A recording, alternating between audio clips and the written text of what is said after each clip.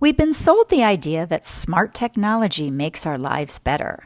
We love smart technology. Smart phones, smart cars, smart homes, smart everything.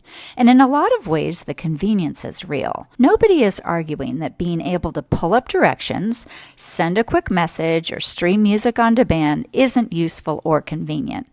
And in many cases, this convenience can help stay hands-free, safer in cars mostly. But there's a conversation happening in the research world that hasn't made it to most people yet, and it's about what all of that convenience is actually costing you at a biological level. Most of us are first adopters of technology and last adopters of the research analyzing what it's doing to our health. The safety standards governing wireless technology in the United States hasn't been meaningfully updated since 1996. The first iPhone came out in 2007. We've seen a few upgrades since then, to put it mildly, and in all that time, nobody has seriously taken inventory of what the cumulative health impact looks like. Apple includes disclaimers in their own documentation, if you dig deep enough, and this says that we should keep phones away from our head and body.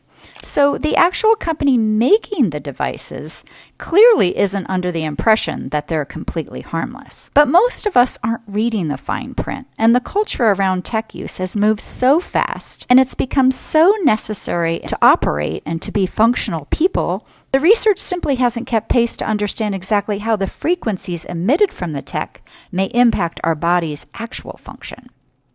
So what kind of frequencies does tech give off? And are all frequencies bad? Well, it depends on who created the frequency. And that doesn't mean whether the frequency emitted comes from an Apple phone or an Android. It means whether the frequency was created by nature or man-made. The wavelengths of sunlight, the electromagnetic field of the earth, which you absorb when you're grounded in nature, these are nature's frequencies that got us upgraded and evolved our brains so that we would be nice and large human beings with big brains smart enough to build an iPhone. Our cells evolved from nature's frequencies. It's how we got upgraded to be the most sophisticated mammal and how we continue to run our biological systems. Your cells were built to interact with nature's electromagnetic fields, and your body loves them in nature. You find these frequencies in nature, outside in full spectrum sun, grounded in the park, at the beach, in a forest, in your backyard, under the shade of a tree, or in a sunny spot, anywhere where nature resides. The good news is that our ancestors evolved under bright sun, dark nights, barefoot or in leather moccasins, with zero tech and lots of nature, which means we ended up with big brains. Our skin was in the game and our feet were in the earth, and our brains grew. The only problem is that our big brains made us smart enough to build the smart technology of today that is making us, not so smart and capable. In fact, diabetes, cancer, and neurodegenerative disease are exploding, a total health downgrade. Our tech has changed and become smarter, but our health is full of glitches. Meanwhile, we spend more and more time inside, connected to man-made tech, and more time disconnected from the very frequencies of nature that got us here in the first place. The technology we carry around, that we wear in our ears, use at the office, drive with, and keep on our nightstand, those are the frequencies of convenience. Yet we're sicker and more mentally ill than ever. We live in homes with smart appliances that we can turn on and off even when we're not home. We can drive cars without people. We can wirelessly do just about anything with the help of these man-made wireless frequencies. Researchers call these frequencies non-native EMFs. These are the frequencies driving your Wi-Fi, your Bluetooth, your cellular signals, and your 5G connection. But could the smart technology we covet actually be making us dumb? Let's refer to how our brains become smart. Brain mitochondria are the vital cellular powerhouses that generate the massive amounts of ATP required for neuronal activity, synaptic transmission, and ion regulation. They are critical drivers of brain health, and their dysfunction is increasingly linked to neurodegenerative diseases like Alzheimer's, psychiatric disorders, and mental fatigue. Your mitochondria in your brain and in every tissue of your body know the difference between natural and man-made frequencies. From your mitochondria mitochondria's point of view, natural frequencies are important signals of information. Sunlight is critical to signal our powerhouses with information to make ATP and to run the programs in our body that we care most about, like our metabolism, our hormones, and our sleep. It all starts in our powerhouse, our mitochondria, and our powerhouses run on natural frequencies from nature, like sunlight and grounding. The problem is that in modern life, we are spending most of our time inside, disconnected from nature's frequencies, and synced up exclusively with our man-made ones. Our man-made frequencies are everywhere, getting harder to avoid and drowning out nature's clear and natural frequency our body is designed for. Think of ourselves in the modern world being in an intense frequency competition happening inside our body all the time. There are the pitch-perfect frequencies of nature: birds, sunlight, nature, streams, the ocean, red light, infrared, UV light from the sun, positive thinking. All of those support your cellular communication and help your mitochondria do their job. The off-pitch, man-made frequencies, phone notifications, Wi-Fi, 5G, sirens, blue lit screens, all of these interfere with that communication. Your cells are in constant negotiation between good and bad frequencies, and the more that off-pitch man-made frequencies dominate your environment, the worse your cells perform. That's not a vague wellness concept. That's cellular biology. Our bodies even respond to the clothes we wear, which, if you didn't know, all carry their own specific frequencies.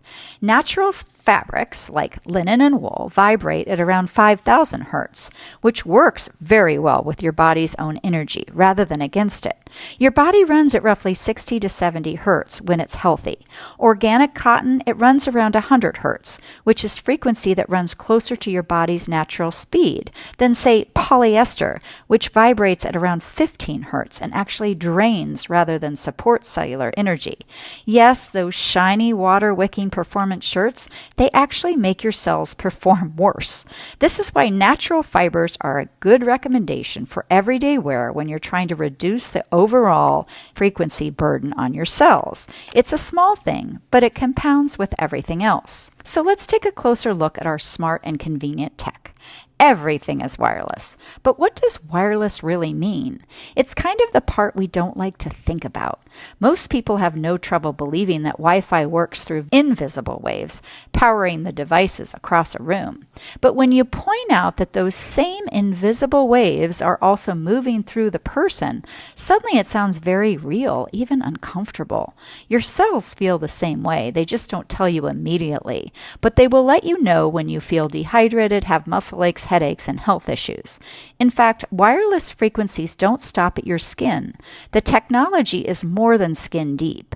The invisible frequencies that connect your wireless earbuds are actually quite visible and loud when you measure the strength of their electromagnetic radiation with the help of RF meters. These are the tools that help us measure the, quote, invisible environment. Tools like the Safe and Sound Pro 2 meter, which measures the strength of radio frequency, electromagnetic radiation from sources like cell phones, Wi-Fi routers, and 5G towers, paint the picture for us. When you hold an RF meter next to a pair of wireless earbuds, for example, the readings are not subtle. The sound of those radio frequencies moving through your ears and brain at extreme levels is not something you want to keep signing up for on every walk and commute. Just a couple of small earbuds, right? Stick them in your ears, no wire, no fuss.